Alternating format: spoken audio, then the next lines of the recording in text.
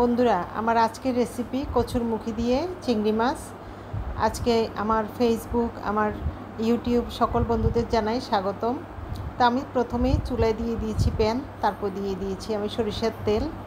তারপর তেল গরম করে আমি দিয়ে দিব পেঁয়াজ কুচি। পেঁয়াজগুলো আমি এভাবে ফ্রাই করে নরম করে নিব, মানে ব্রাউন কালার হওয়ার পর আমি দিয়ে দিব 1.5 টেবিল চামচ রসুন পেস্ট।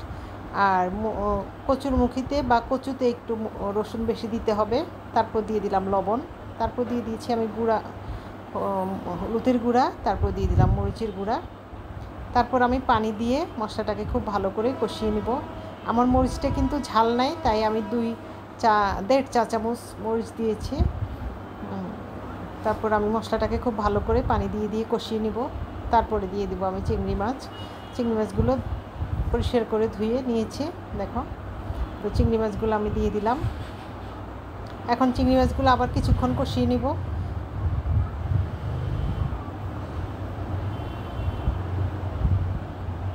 তারপর আমি দিয়ে দেব কচুরমুখীগুলো আমি পরিষ্কার করে ধুয়ে পানি ঝরিয়ে নিয়েছি। এখন আবার কিছুক্ষণ কচুরমুখীগুলোকে খুব ভালো করে কষিয়ে নিতে হবে।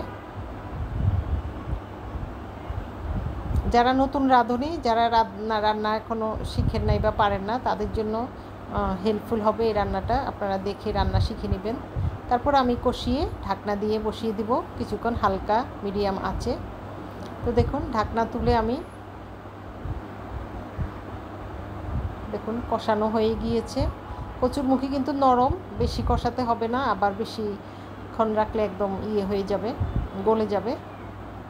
তো আমি এখন হালকা একটু নেড়ে চেড়ে দিয়ে দেব ঝোল, পানি দিয়ে দেবো পরিমাণ মতো।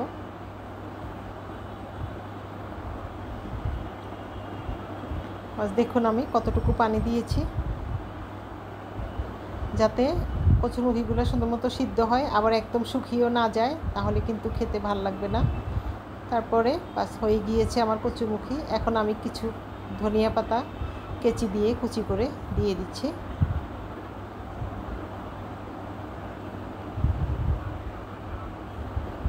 এখন ধনিয়া পাতাটা আর একটু কিছুক্ষণ হয়ে গেলে, ফুটে উঠলে তরকারিটা আমি নামিয়ে নেব।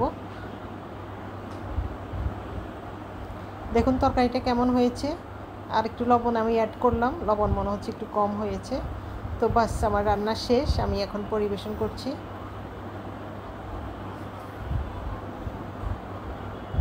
তো আশা করি আমার রেসিপি আপনাদের কাছে ভালো লেগেছে। আপনারা এইভাবে রান্না করবেন। কচুরমুখী চিংড়ি মাছ কিন্তু অনেক মজা। দেখুন আমার তরকারি কালারটা কেমন এসেছে, মানে অনেক সুন্দর একটা কালার এসেছে, খেতেও কিন্তু অনেক টেস্ট হয়েছে। তো অনেক অনেক ধন্যবাদ। পাশে থাকবেন সবসময়, ভিডিওটা ফুল দেখবেন, প্রথম থেকে শেষ পর্যন্ত দেখবেন। সবাইকে অনেক অনেক ধন্যবাদ।